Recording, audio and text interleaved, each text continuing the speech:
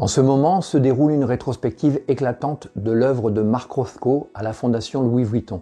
À quelques kilomètres de là, les pavés ont été battus par des marches d'alerte contre l'antisémitisme suite à la recrudescence affolante d'actes antisémites en France. Ces actes viendraient en protestation contre les opérations de guerre d'Israël dans la bande de Gaza dans l'objectif de détruire le Hamas après qu'il eut opéré un véritable pogrom et pris en otage des Juifs le 7 octobre dernier. Ces événements, a priori sans aucun rapport, ont pourtant un trait d'union quand on s'intéresse au travail de Rothko, fruit de son histoire personnelle.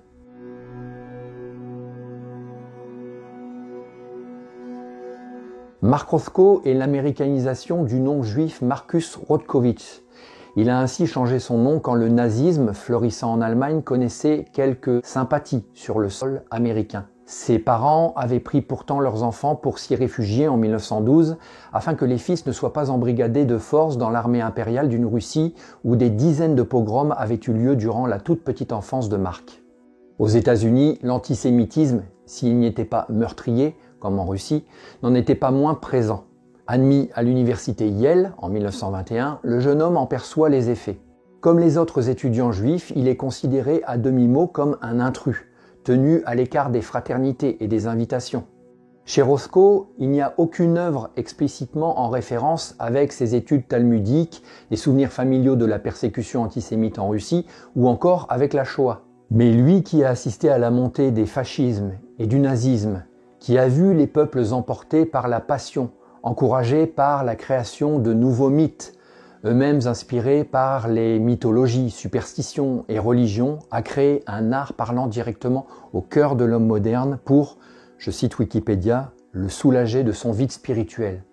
Un vide créé en partie par l'absence d'une mythologie adressée correctement à la croissance d'un esprit enfantin et à la vie et les luttes d'un homme. Car les hommes ne se débarrassent jamais facilement de leurs démons.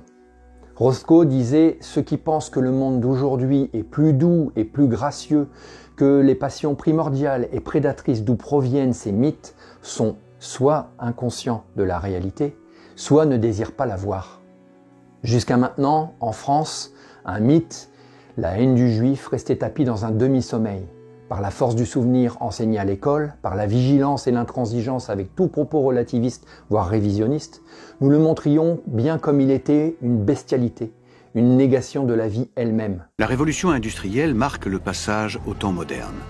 C'est un monde d'opportunités et une transformation sociale profonde où des fortunes se créent et des positions établies se défont. On voit grandir dans les villes une classe ouvrière aux conditions de vie miséreuses. Au milieu du XIXe siècle, le rejet des Juifs, lui, prend de nouvelles formes. Il y a eu une fonction sociale de l'antisémitisme qui consistait à attribuer aux Juifs la responsabilité de l'exploitation des travailleurs.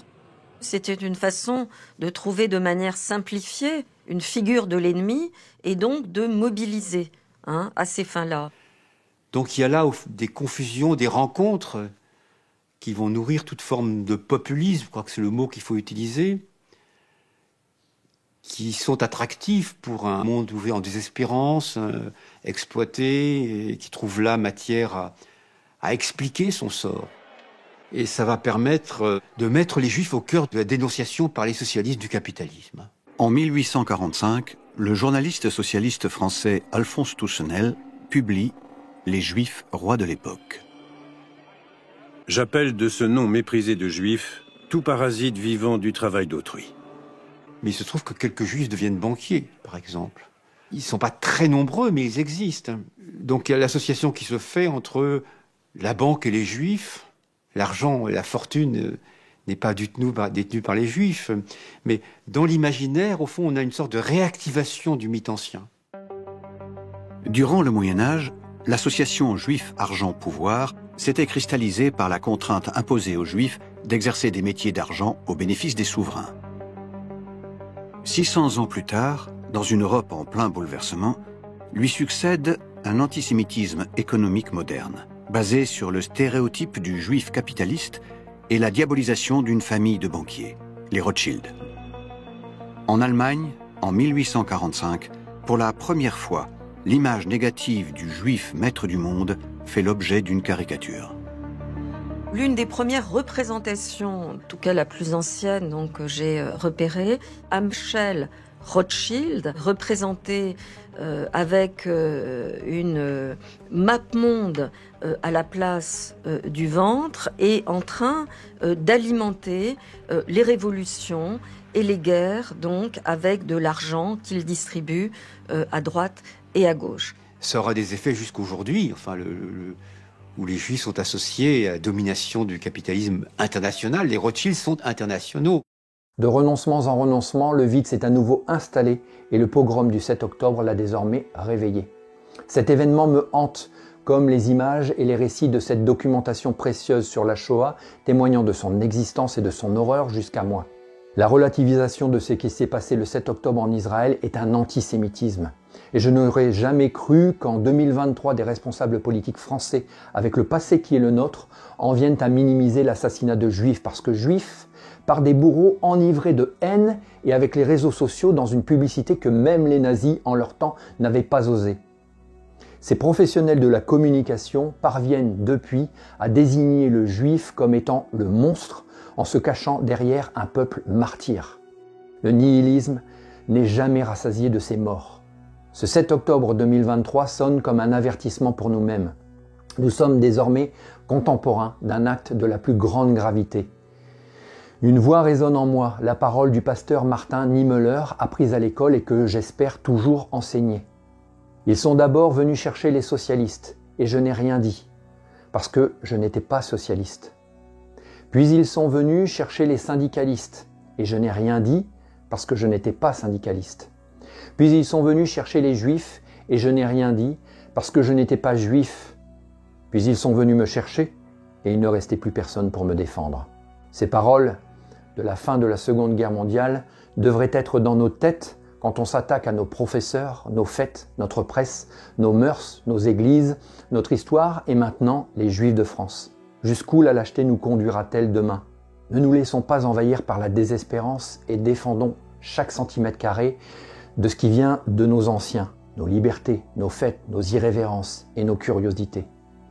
Inspirons-nous de la lumière de ces aînés. Quand je verrai les œuvres de Rothko, pour ma part, j'observerai cet art qui transcende les drames et la mélancolie. Je verrai une lumière résistant à l'ombre des violences humaines. Obsédé par les mythes, il en a vu leur usage pour bâtir des nations barbares. Il a fabriqué alors un langage pictural expurgé de toute figure, créé une narration sans faux dieu, sans mots, pour offrir à l'homme de regagner son âme perdue après qu'il eut commis le pire des crimes, parce qu'il ne savait que trop bien combien ce vide peut laisser place à l'obscurantisme.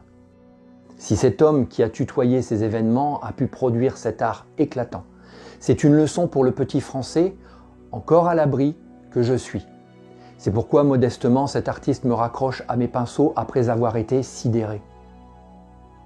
Ne pas sombrer et continuer de peindre, dans ces nouvelles ténèbres, trouver la force de faire éclater la lumière en soi, et j'espère que tu trouveras également cette force. Prends bien soin de toi. À bientôt.